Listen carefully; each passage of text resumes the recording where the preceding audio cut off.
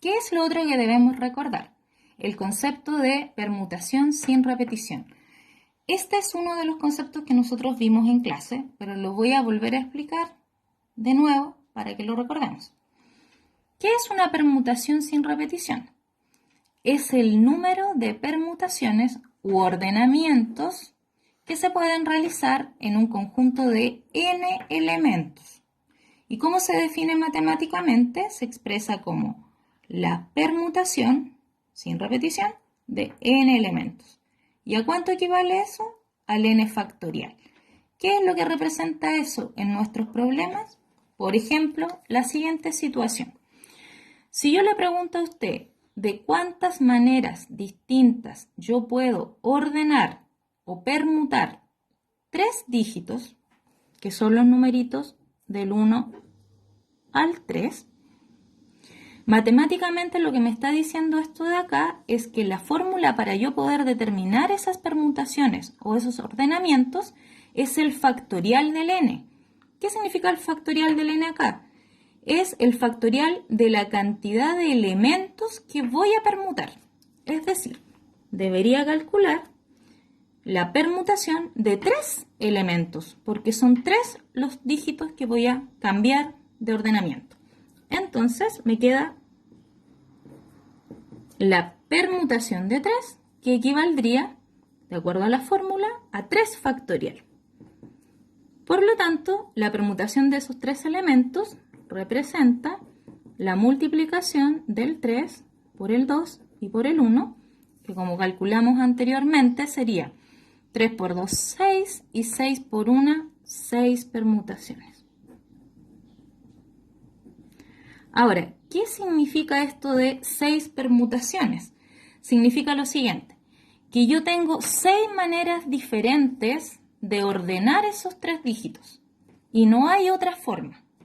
Por ejemplo, partiendo por el dígito 1, si yo quiero hacer estos ordenamientos para mostrarlo, debería partir diciendo lo siguiente, que si yo escribo el número 1 como primer dígito de mi ordenamiento, puedo colocar el 2 y el 3 como los otros 2 dígitos que lo acompañarían dentro de estos 3 dígitos. ¿De qué otra manera yo puedo partir con este término? Puedo poner el 1 y la única segunda combinación que yo puedo tener en esta situación es que yo cambie de orden el 3 por el 2 en los otros 2 dígitos que me están quedando. Por lo tanto, yo puedo colocar el 3 y el 2.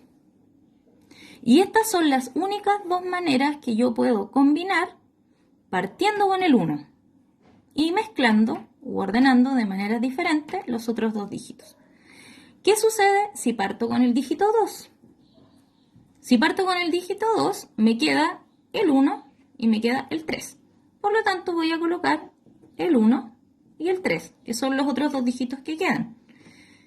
Si parto con el 2 y observo la otra combinación que me queda con estos otros 2 dígitos, la única otra forma de ordenarlos es que yo coloque el 3 primero y el 1 después. Y ahí tenemos las únicas 2 maneras de combinar partiendo con el 2. Finalmente me queda la combinación que parte con el 3.